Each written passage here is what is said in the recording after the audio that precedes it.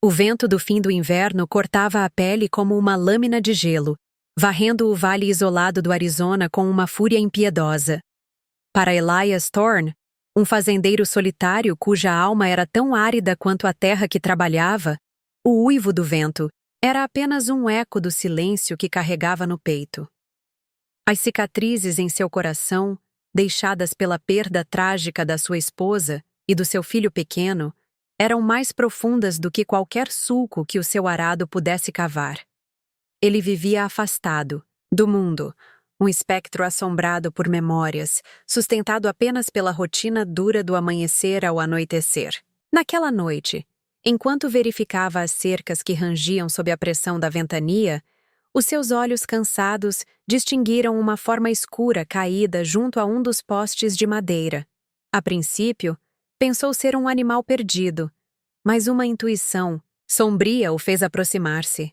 Era uma mulher, uma jovem Apache, com a pele da cor da terra molhada e os cabelos negros espalhados como tinta sobre a neve suja. Estava meio morta de frio e de fome. O corpo frágil marcado pela crueldade de cordas que lhe tinham cortado os pulsos e tornozelos. Sem hesitar, o homem que se fechara para o mundo abriu os seus braços. Ele a envolveu no seu casaco de lã grossa e a carregou, leve como uma folha seca, para o calor precário da sua cabana. O que Elias não sabia era que, ao salvar aquela vida, estava a trazer para dentro do seu refúgio de dor uma força que iria abalar os alicerces do seu mundo e forçá-lo a enfrentar os fantasmas que ele tanto se esforçara por enterrar. Os homens que a deixaram para morrer, liderados pelo implacável barão de terras Jedediah Kane, riram enquanto se afastavam. Acreditavam que o deserto e o frio terminariam o trabalho que eles começaram. Eles a tinham torturado, tentando arrancar-lhe os segredos do seu povo, os segredos das terras que cobiçavam. O que aqueles criminosos sem coração não sabiam era que aquela mulher não era uma simples índia. Ela era Nita, a filha do chefe, e carregava consigo uma promessa sagrada. Ao abandoná-la às portas da morte, eles não estavam apenas a cometer um ato de crueldade, estavam a selar o seu próprio destino de ruína e a despertar um poder que nem imaginavam existir. O destino tinha uma surpresa reservada para todos eles, e a justiça, ainda que tardia, chegaria com a força de uma avalanche. Nos dias que se seguiram, a cabana de Elias transformou-se numa enfermaria silenciosa. Ele cuidou dos ferimentos de Nita com uma delicadeza que pensava ter perdido para sempre. Limpou os cortes, aplicou ungüentos feitos de ervas que a sua falecida esposa, Sarah, lhe ensinara a usar, e a alimentou com caldos quentes que ele mesmo preparava. Ela mal falava. Os seus olhos grandes e escuros observavam cada movimento dele, uma mistura de medo e uma gratidão profunda. Ele, por sua vez, evitava o seu olhar, com medo de ver o reflexo da sua própria solidão, da sua própria falha. A presença dela era uma perturbação, um lembrete vivo de tudo o que ele tinha perdido e não conseguira proteger. Quando Nita finalmente recuperou a força para falar, as suas primeiras palavras não foram de agradecimento, mas de uma declaração que gelou o sangue de Elias. Ela explicou, na sua língua misturada com um inglês hesitante, que ao salvá-la, ele tinha invocado a lei sagrada do seu povo. A sua vida agora pertencia-lhe, e a lei obrigava-a a retribuir o dom da vida com outro dom. Ela teria de lhe dar um filho, um herdeiro para continuar a linhagem do homem que a resgatara da morte. A ironia era brutal. Ele, um homem que fugia da memória de um filho perdido, era agora confrontado com a promessa de um novo, não por amor, mas por uma dívida de honra. Elias recusou de forma veemente. A sua voz, enferrujada pela falta de uso, soou mais áspera do que pretendia. Ele disse-lhe que não queria nada em troca, que a sua consciência o tinha obrigado a ajudar, e nada mais. Mas Nita abanava a cabeça com uma convicção inabalável. Para ela, a lei sagrada era mais forte do que a vontade de um homem. Era o fio que mantinha o seu mundo unido, a promessa dos espíritos ancestrais. Ele não compreendia que recusar a sua oferta era uma ofensa, uma desonra para o seu espírito e para os seus antepassados. Começou então um conflito silencioso dentro da pequena cabana, uma batalha entre a culpa de um homem e a honra de uma mulher. A crueldade de Jedediah Kane não conhecia limites. Ele era um homem cuja ambição era um poço sem fundo, um tirano que via a terra e as pessoas como meros objetos para a sua posse. A tribo de Nita ocupava um pedaço de terra sagrada, abençoada com uma nascente escondida que nunca secava, mesmo nas piores secas. Kane cobiçava aquela nascente, a chave para controlar todo o vale. Ele acreditava que, ao capturar e quebrar a filha do chefe, forçaria o velho líder a ceder as terras. As semanas de cativeiro de Nita foram um inferno indescritível. Os seus captores, os capangas de Kane, Silas e Cole, eram bestas em forma de homem. Deleitaram-se com o seu sofrimento, amarrando-a, privando-a de comida e água, zombando das suas crenças com um desprezo cruel. As lágrimas silenciosas que ela derramou na escuridão do cativeiro eram testemunhas da sua dor. Conseguem imaginar o desespero daquela jovem arrancada da sua família e submetida a tal humilhação? Ela tentara escapar várias vezes. Numa noite, conseguiu roer parte de uma corda, mas foi descoberta por Silas, que a espancou com uma fúria selvagem, deixando-a quase inconsciente. Noutra ocasião, tentou apelar à réstia de humanidade em Cole, o mais novo dos dois. Mas ele apenas riu na sua cara, dizendo que a sua única lealdade era ao dinheiro de Jedediah Kane. As suas tentativas de obter ajuda eram como gritos num vácuo. Ninguém a ouvia. O mundo parecia ter-lhe virado as costas, deixando-a à mercê daqueles monstros. Se ao menos eles soubessem a verdade sobre a força que residia dentro dela, a força do seu povo e dos seus espíritos protetores, talvez tivessem pensado 2 vezes. Mas a arrogância deles era a sua cegueira. Enquanto isso, na cabana de Elias, a vida continuava a sua rotina lenta e dolorosa. Elias tentava manter a distância, mas era impossível. Ele via a forma como Nita se movia com uma graça silenciosa, como seus dedos ágeis consertavam uma camisa sua rasgada, como ela encontrava ervas comestíveis nos arredores da cabana, acrescentando variedade à sua dieta monótona de feijão e carne seca. Ela trazia vida àquele lugar de morte. Aos poucos começaram a construir uma confiança frágil, feita não de palavras, mas de gestos. Ele consertava a cerca. Ela cuidava da pequena horta. Ele cortava lenha, ela preparava a refeição. Dividiam o silêncio, um silêncio que já não era de vazio, mas de um entendimento mútuo, de 2 almas feridas que encontravam consolo na presença uma da outra. A culpa de Elias era uma sombra constante. Todas as noites, os pesadelos voltavam. Ele revivia a noite em que a febre levara a sua Sara e o pequeno Samuel. Uma epidemia de difteria varrera a região, e ele cavalgara durante 2 dias até a cidade mais próxima em busca de um médico e de remédios, apenas para encontrar portas fechadas e promessas vazias. O homem que controlava os suprimentos, na região, um rico proprietário de terras recém-chegado, recusara-se a libertar o soro, esperando que o desespero dos colonos aumentasse o preço. Quando Elias voltou de mãos vazias, era tarde demais. Ele enterrara a sua família com as próprias mãos sob o mesmo carvalho onde pedira Sara em casamento. O seu coração fora enterrado com eles. Como poderia ele aceitar um novo filho, uma nova família, quando sentia que tinha falhado tão miseravelmente com a sua primeira? A oferta de Nita era como sal nas suas feridas abertas. Jedediah Kane, entretanto, estava furioso. Os seus batedores não tinham encontrado o corpo de Nita. Ele precisava da confirmação da sua morte para dar o passo final e pressionar o chefe da tribo. A incerteza o consumia. Ele ofereceu uma recompensa generosa por qualquer informação sobre o paradeiro da jovem Apache, espalhando a notícia entre os poucos caçadores e comerciantes que se aventuravam por aquelas terras inóspitas. Ele descreveu-a como uma fugitiva, perigosa, uma selvagem que tinha atacado os seus homens. A mentira era a sua arma mais afiada. Ele sabia que, no preconceito daquela época, a palavra de um homem branco rico valia mais do que a vida de uma mulher indígena. A injustiça continuava a crescer como uma nuvem de tempestade no horizonte, pronta para desabar. Os dias transformaram-se em semanas.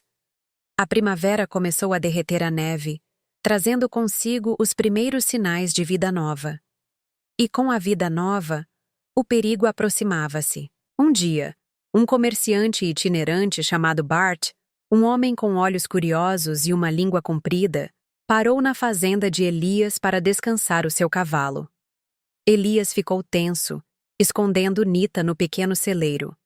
Bart notou a tigela extra na mesa, o cheiro de um guisado mais elaborado do que o habitual para um homem solitário. Ele fez perguntas súbitas, mas Elias respondeu com monossílabos, a sua cara uma máscara impenetrável.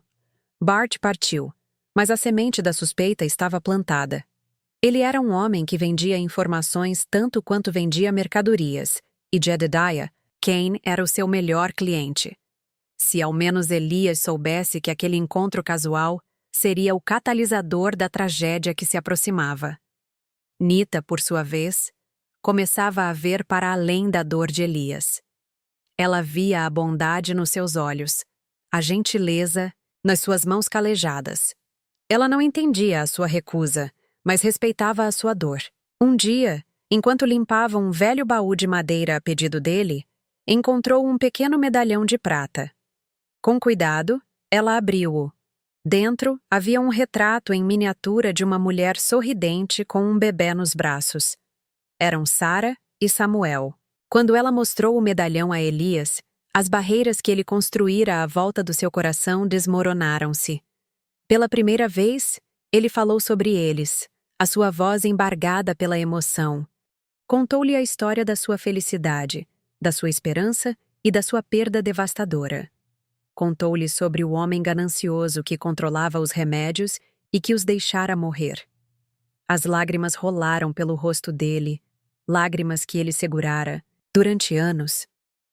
Naquele momento de vulnerabilidade partilhada, Nita colocou a sua mão sobre a dele.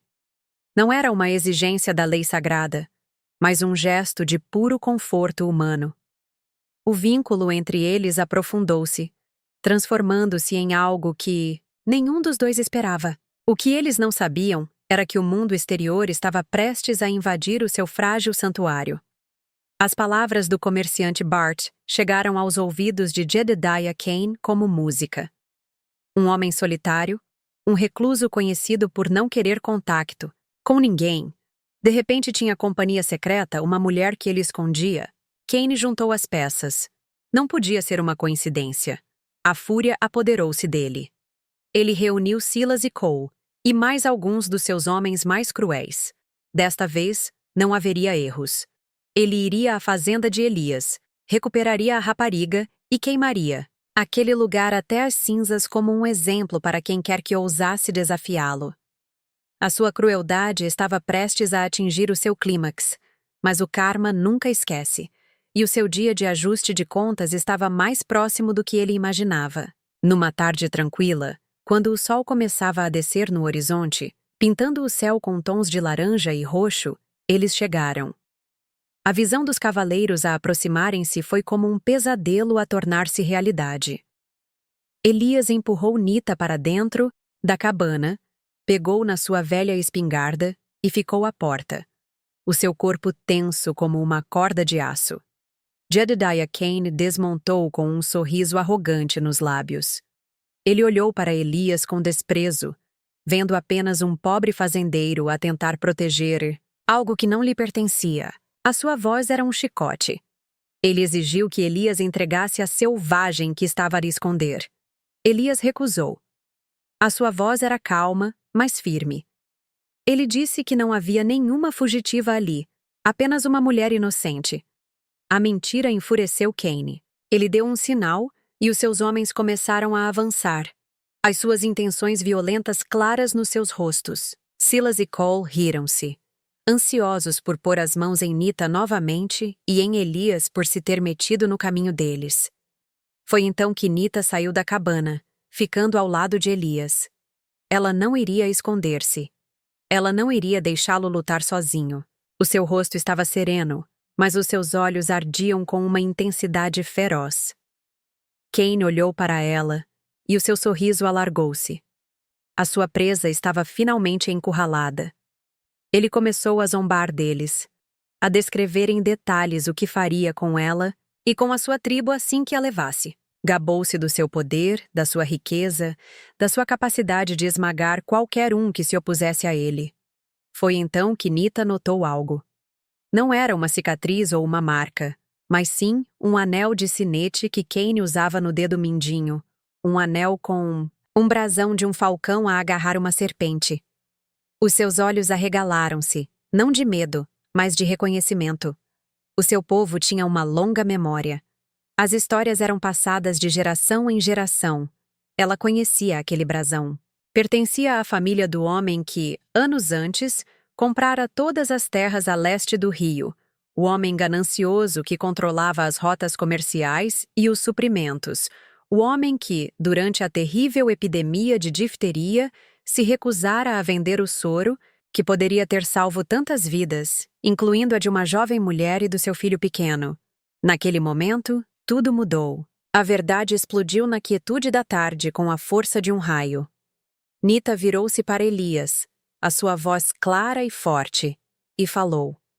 Ela não falou da lei sagrada, mas de uma história de ganância e morte. Ela descreveu o anel. Ela descreveu o homem, cujo nome o seu povo amaldiçoava em sussurros. O homem responsável pela morte de tantos inocentes, incluindo vizinhos brancos que ele via apenas como peões no seu jogo de poder. Ela olhou diretamente para Elias e disse o nome que ele nunca soubera. O nome do monstro que assombrava os seus pesadelos. O nome dele, disse ela, é Cain, Jedediah Cain. O mundo de Elias parou. O ar pareceu solidificar-se nos seus pulmões. Ele olhou do anel no dedo de Cain para o rosto arrogante do homem, e de repente, tudo fez sentido. A raiva que sentiu foi algo primordial, uma força da natureza. Não era apenas a raiva de um homem a proteger uma mulher indefesa, era a fúria de um marido e de um pai, a quem tudo tinha sido roubado. O fantasma que ele era ganhou carne e osso, animado por um único propósito: vingança. A cor desapareceu do rosto de Cain quando ele viu a transformação nos olhos de Elias. O fazendeiro quebrado e solitário desaparecera, e no seu lugar estava um anjo exterminador. O predador percebeu, tarde demais, que tinha encurralado a sua presa no mesmo covil de um leão ferido. A ironia foi brutal. Ao perseguir Nita, Cain tinha se levado diretamente à porta do homem que tinha mais motivos no mundo para o ver destruído. Ninguém podia imaginar que o passado e o presente colidiriam de forma tão violenta naquele pedaço de terra esquecido por Deus. O que se seguiu não foi uma luta, foi um acerto de contas. Elias moveu-se com uma velocidade e uma força que nem ele sabia que possuía. A dor de anos de luto converteu-se em pura fúria. O primeiro a cair foi Silas, atingido por um golpe da coronha da espingarda que lhe partiu o maxilar.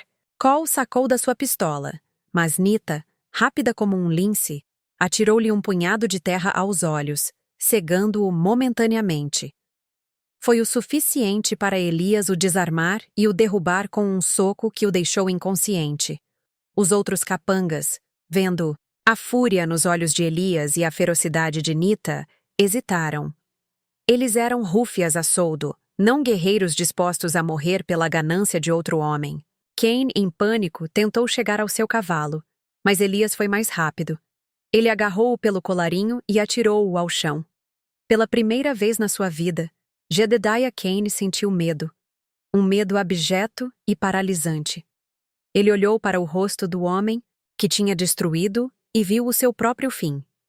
Ele implorou. Ofereceu dinheiro, terras, qualquer coisa. Mas Elias não queria nada disso. A sua justiça não tinha preço. Naquele momento, como se convocados pelo tumulto, um grupo de guerreiros da tribo de Nita surgiu no cume da colina. Ela tinha feito um sinal de fumo horas antes, usando um método antigo que Elias não reconhecera, uma prece de fumo enviada aos seus antepassados e ao seu povo. A chegada dos guerreiros, liderados pelo seu pai, o imponente chefe Nuvem Negra, selou o destino de Cain. A cena que se desenrolou foi de uma justiça poética. Os capangas renderam-se imediatamente, largando as armas. Cain, a tremer no chão, foi amarrado com as mesmas cordas que os seus homens tinham usado em Nita. O seu rosto, antes arrogante, estava agora manchado de sujidade e lágrimas de cobardia. A humilhação pública foi devastadora. Os guerreiros, o seu pai, a mulher que ele torturara e o homem cuja família ele condenara à morte, todos olhavam para ele com um desprezo gelado. A notícia viajou rapidamente. Quando o marechal da cidade mais próxima chegou, atraído pelas histórias que começavam a circular, encontrou uma situação que não podia ignorar. O testemunho de Nita, apoiado pela presença imponente do seu povo, e a confissão balbuciada de Cain, quebrada pela fúria justa de Elias, revelaram a verdade. Mas a revelação não parou por aí. Outros colonos, ao saberem da história, apresentaram-se. Famílias que também tinham perdido entes queridos na epidemia, que tinham sido arruinadas pelas práticas predatórias de Cain, finalmente encontraram a coragem para falar. A teia de corrupção de Cain, que envolvia funcionários e empresários, começou a desvendar-se. A queda de Jedediah Cain foi total e absoluta. Os seus bens foram congelados, as suas terras confiscadas. Os seus cúmplices, desesperados para salvarem a própria pele, testemunharam contra ele, revelando anos de crimes, desde fraude a extorsão e assassinato. A sua reputação foi estilhaçada para sempre. O homem que se via como um rei foi exposto, como um criminoso mesquinho e um assassino. O juiz, um homem íntegro que há muito suspeitava de Cain, mas nunca tivera provas, proferiu a sentença mais dura possível: prisão perpétua, sem possibilidade de liberdade condicional. Silas e Cole também receberam longas penas. A vida faria com que pagassem por cada lágrima, por cada ato de crueldade. O narrador, como um juiz moral, rejubila com a visão da justiça finalmente a ser servida. A ganância de Cain, a sua arrogância, tinham-no levado diretamente à sua própria destruição. Passaram-se 2 anos. A fazenda de Elias já não era um lugar de fantasmas. A cabana tinha sido ampliada, as cercas estavam fortes, e a terra florescia sob os cuidados de 2 pessoas que tinham encontrado um no outro a cura para suas feridas. O riso ecoava onde antes só havia silêncio. Elias e Nita estavam juntos. O seu vínculo forjado no fogo da adversidade e temperado pelo amor e respeito mútuos. A lei sagrada, que no início parecera uma obrigação, revelou-se uma profecia. No seu colo, Nita embalava um bebé saudável, um menino com os olhos escuros da mãe e o sorriso teimoso do pai. Eles chamaram-lhe Samuel, não para substituir o filho perdido, mas para honrar a sua memória e celebrar a continuidade da vida. O nascimento dele não foi o pagamento de uma dívida, mas a afirmação de uma escolha. A escolha de construir uma nova família a partir das cinzas do passado. Elias e Nita tornaram-se uma ponte entre 2 mundos. Usando a nascente recuperada das terras de Cain, eles criaram um sistema de irrigação que beneficiou não só a fazenda deles, mas também as terras da tribo de Nita e as dos outros pequenos colonos do vale. Eles transformaram um lugar de conflito e ganância num oásis de cooperação e prosperidade. A antiga vítima, Nita, agora era uma líder respeitada. A sua sabedoria e força uma inspiração para todos. O antigo homem quebrado, Elias, era agora um pilar da comunidade, um marido e pai cuja bondade e resiliência eram lendárias. Eles ajudavam outros que tinham sido vítimas de injustiça, garantindo que ninguém sofresse o que eles sofreram. Quanto a Jedediah Cain, ele definhava numa cela de prisão escura e úmida, a centenas de quilômetros de distância. O seu nome foi esquecido, a sua riqueza redistribuída. Ele era um homem que tinha perdido tudo porque queria possuir tudo. A sua queda foi permanente e absoluta, um testemunho sombrio do preço da crueldade. As suas noites eram assombradas, não pelos fantasmas das suas vítimas, mas pelo espectro da sua própria arrogância, o erro fatal que o levara a subestimar a força de uma jovem mulher apache e a dor de um fazendeiro solitário. Esta história lembra-nos que a verdadeira força não reside na riqueza ou no poder, mas na coragem, na honra e no amor. Ensina-nos que as feridas mais profundas podem ser curadas e que, mesmo na mais escura das noites, a aurora de um novo dia é possível. A justiça pode demorar, pode viajar por caminhos tortuosos e inesperados, mas, como um rio que corre para o mar, acaba sempre por chegar ao seu destino. Que isto sirva de aviso para todos aqueles que semeiam o mal e a dor. Porque o karma nunca esquece um rosto e, mais cedo ou mais tarde, todos colhem exatamente aquilo que plantaram. A verdadeira lei não está escrita em livros ou decretos, mas no tecido do universo. E essa lei garante que a bondade é recompensada e a maldade carrega sempre a semente da sua própria destruição.